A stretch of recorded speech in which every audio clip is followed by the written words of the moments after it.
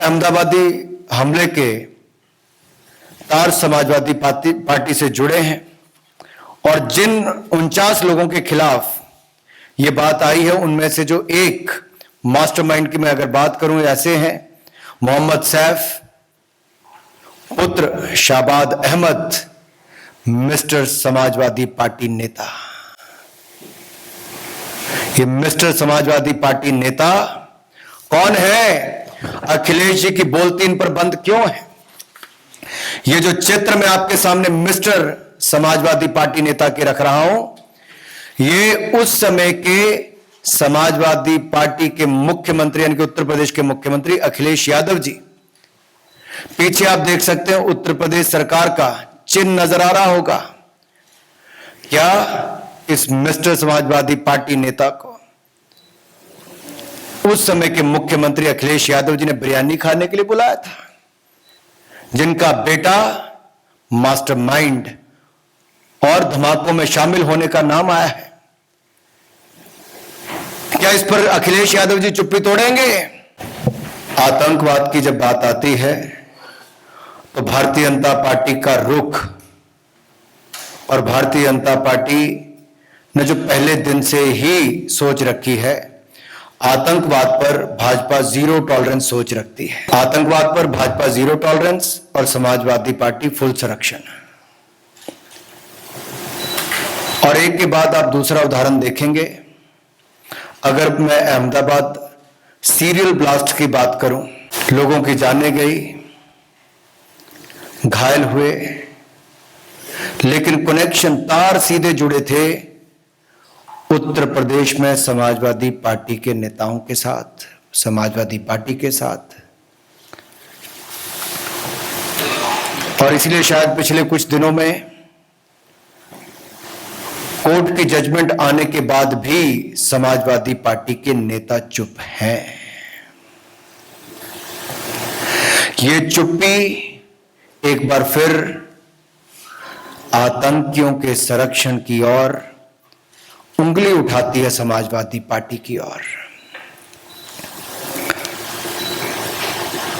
2008 के serial blast में 56 लोगों की मृत्यु हुई, सैकड़ों घायल हुए।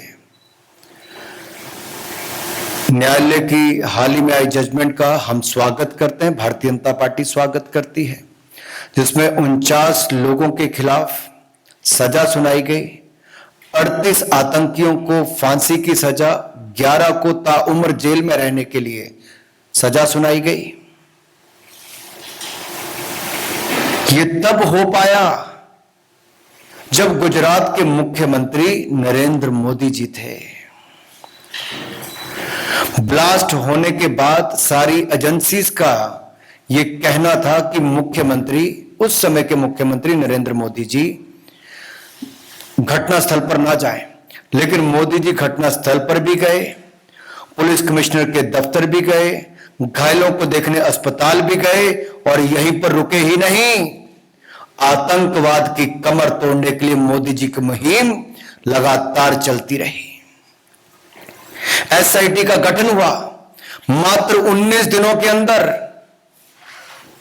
आतंकवादियों के खिलाफ कार्रवाई की गई, पकड़ा गया, केस सॉल्व हुआ और उसके लिए जो कुछ भी करना था, सबूत पहुंचाने तक, आतंकवादियों को पकड़ने तक, मोदी जी की सरकार ने उस समय भी काम किया।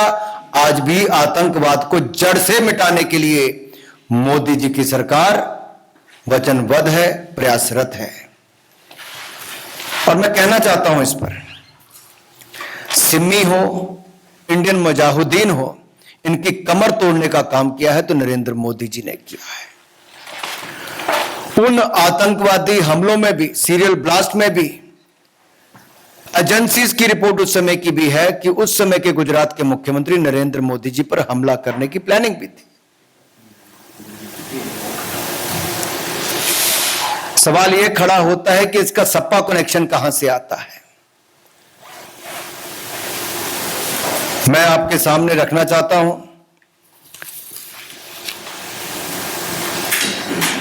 कि अहमदाबादी हमले के तार समाजवादी पार्टी से जुड़े हैं और जिन 49 लोगों के खिलाफ ये बात आई है, उनमें से जो एक मास्टरमाइंड की मैं अगर बात करूं, ऐसे हैं मोहम्मद सैफ पुत्र शाबाद अहमद, मिस्टर समाजवादी पार्टी नेता। ये मिस्टर समाजवादी पार्टी नेता कौन है? अखिलेश जी की बोलती इन पर बंद क्यों है? ये जो चित्र मैं आपके सामने मिस्टर समाजवादी पार्टी नेता के रख रहा हूं, ये उस समय के समाजवादी पार्टी के मुख्यमंत्री यानी कि उत्तर प्रदेश के मुख्यमंत्री अखिलेश यादव जी, पीछे आप देख सकते हैं उत्तर प्रदेश सरकार का चिन्ह नजर आ रहा होगा। क्या इस मिस्टर समाजवादी पार्टी नेता को उस समय के मुख्यमंत्री अखिलेश यादव जी ने बिरयानी खाने के लिए बुलाया था, जिनका बेटा मास्टरमाइंड और धमाकों में शामिल होने का नाम आया है? क्या इस पर अखिलेश यादव जी चुप्पी तोड़ेंगे? आजमगढ़ को आतंकवादियों का गढ़ बनाने का काम जिन लोगों ने किया है, क्या उस पर समाजवादी पार्टी अपनी चुप्पी तोड़ेगी? इनको पुलिस पर भरोसा नहीं है, एटीएस पर भरोसा नहीं है, लेकिन आतंकवादियों को संरक्षण देने में पूरी ताकत लगा देते हैं। मैं तो कहूंगा आतंकियों से करे प्यार, जिन्ना के कसीदे गाए हजार, यूपी पुलिस पर करे वार, समाजवादी है तुष्टीकरण के यार। ये तुष्टीकरण की राजनीति के कारण ही गुंडे माफिया आतंकियों को बल मिलता रहा समाजवादी पार्टी की सरकार में। पिछले 5 वर्षों में कमर तोड़ने का काम उत्तर प्रदेश में योगी जी ने किया है, अपराधियों की, गुंडों की, माफियों की। आपने भाषा देखी होगी अखिलेश जी की, ए पुलिस वालों, ए पुलिस वालों, कैसे बोला क्या?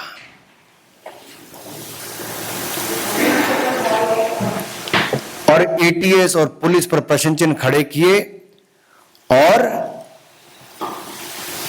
उनकी जांच पर भी प्रश्न चिन्ह खड़ा करते हैं।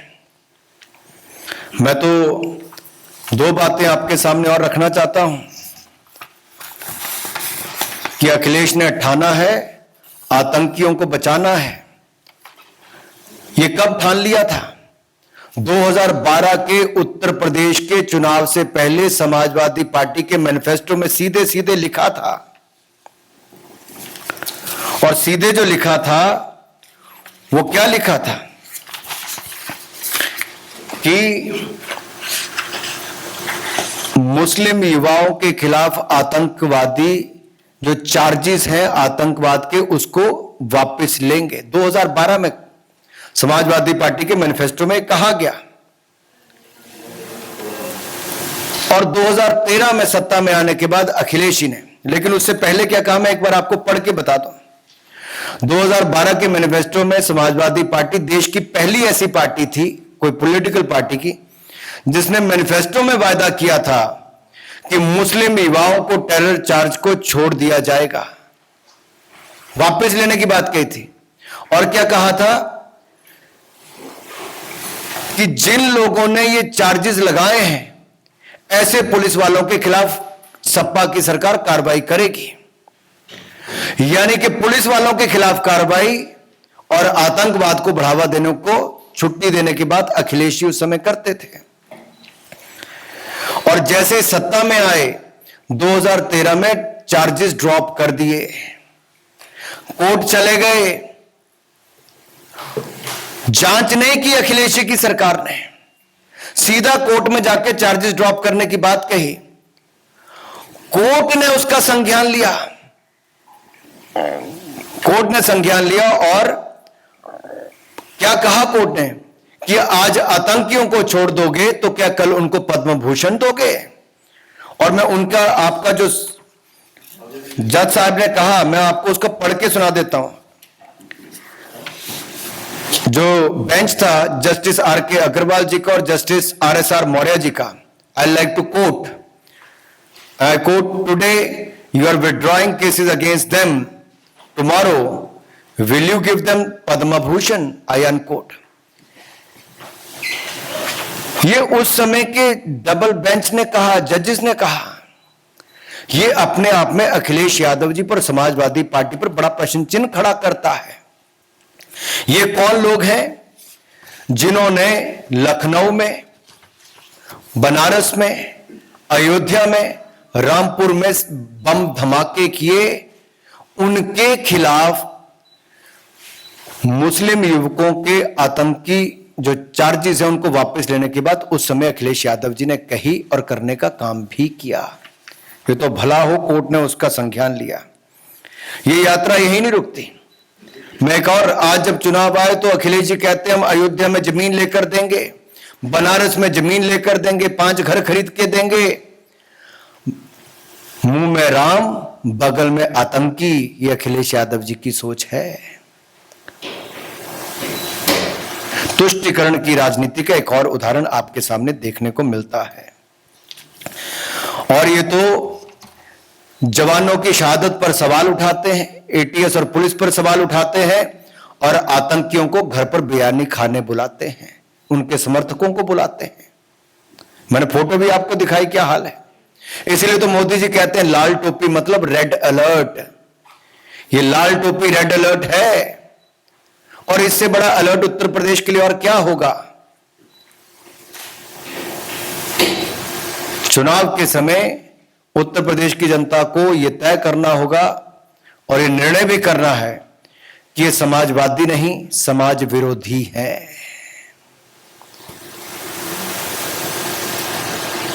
अगर आप अगले भी उदाहरण देखेंगे तो उसमें भी स्पष्ट तौर पर आपको नजर आएगा, केवल अकेले अखिलेश यादव जी नहीं, आजम खान हो, अबू आजम हो, ऐसे इनके बड़े नेता सब, पुलिस वाले शहादत उनके घर पे नहीं गए।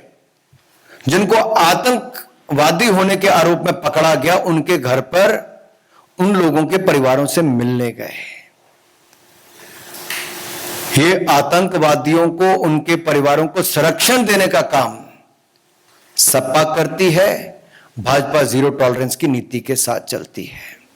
यही नहीं, मोदी जी ने आतंकवाद के खिलाफ जीरो टॉलरेंस को देश के अंदर तो किया ही, मुख्यमंत्री रहते हुए भी, प्रधानमंत्री बनकर भी।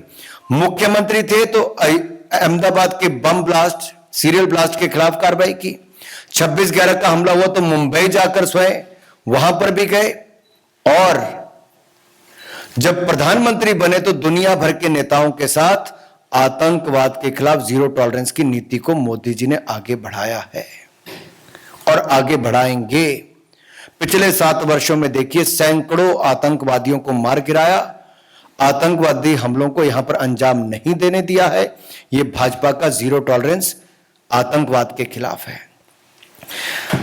अगर आप, मैं लंबा इस पे नहीं जाना चाहता, लेकिन एक के बाद दूसरे उदाहरण देखेंगे, सब लंबी सूची आपके सामने आती है कैसे समाजवादी पार्टी ने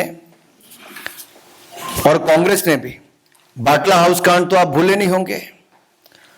मोहन चंद शर्मा जी, इंस्पेक्टर मोहन चंद शर्मा जी की शहादत पर सपा और कांग्रेस ने प्रश्न चिन्ह खड़ा किया था, और कांग्रेस के दिग्गज नेताओं ने कहा था कि सोनिया जी उन गुनहगारों के घरों पर जाकर फूट फूट कर रोई थी, लेकिन सोनिया जी, राहुल गांधी जी के पास शहीद मोहनचंद शर्मा जी के घर जाने का समय नहीं था। ना अखिलेश जी के पास था, न उनके बाकी नेताओं के पास था। ऐसे कई प्रूफ आपके सामने हैं, जहां रामपुर के सीआरपीएफ कैंप पर अटैक करने के, जहां पर 7 सीआरपीएफ के हमारे जवान शहीद हो गए थे, उसमें भी अखिलेश यादव जी ने उनके केसों को वापस करने की बात कही जो लोग उसमें इन्वॉल्व थे। इसी तरह से ही समाजवादी पार्टी के ऊपर आरोप और कई ऐसे लेख लिखे गए कि सिमी के ऊपर बैन नहीं लगाने के लिए समाजवादी पार्टी ने कहा। अलकायदा के जो ऑपरेटिव लखनऊ में पकड़े गए तो इन्होंने सवाल खड़े कर दिए पुलिस की जांच पर और एटीएस पर। यह अपने आप में दिखाता है इनका आतंकी प्रेम। राम नरेश यादव जी हो और बाकी जो नेता हो, उन्होंने तो समय समय पर, मैं बाकियों के नाम लूं, ये सब लोगों ने बार बार कहीं ना कहीं आतंकवादियों को संरक्षण देने की बात कही है, दूसरी ओर भाजपा ने जीरो टॉलरेंस की बात कही है। इतना ही कहते हुए मैं अपनी बात को समाप्त करना चाहूंगा, लेकिन एक बात जरूर कहूंगा, ये जो मिस्टर समाजवादी पार्टी है, इनके परिवार का अहमदाबाद सीरियल ब्लास्ट के साथ सीधा कनेक्शन है और सीधा कनेक्शन समाजवादी पार्टी के नेताओं के साथ भी है। इस पर अखिलेश जी से मैं जवाब चाहता हूं, उनकी चुप्पी क्यों है? न्यायालय के जो निर्णय आया है, आदेश आए हैं, उसके ऊपर भी इनकी चुप्पी क्यों है? अमित शाह जी ने जिस तरह से केजरीवाल से जांच कराने की कई बात कही है चंदी के लेकर पर, ये जो आरोप लग रहे हैं तो इसकी भी जांच कराए सरकार, समाजवादी पार्टी के पास जांच कराए। देखिए, शायद तीसरी कड़ी में बोलना भूल गया था, आपने बताया है। सोनिया जी तो रोई ही थी, जाकर उन आतंकवादियों के परिवारों के पास जाकर अखिलेश यादव जी खुले में समर्थन देते फिरते हैं उन परिवारों को और पुलिस पर प्रश्न चिन्ह खड़ा करते हैं। आपने अरविंद केजरीवाल जी की बात कही, इनको भी रात बिताने का टाइम कहीं और नहीं, खालिस्तान के समर्थकों के घरों पर जाकर मिला और ये आरोप उनके ऊपर किसी और ने नहीं, उनके ही अपने फाउंडर मेंबर्स ने एएपी के लगाए। एएपी मतलब अरविंद एंटी पंजाब, उनके खिलाफ लगाया। वहां पर भी जांच करने की बात गृह मंत्री जी ने कही है और यहां तो पूरी जांच अमित शाह जी ने उस समय से लेकर आज जो ये निर्णय आया है, उस समय की सही जांच, और कोर्ट ने भी उसको सच साबित करके फांसी की सजा सुनाने का काम भी किया है। मैं तो यही कहूंगा, वही हवा है, वही सपा है, दंगइयों का हाथ, आतंकियों का साथ।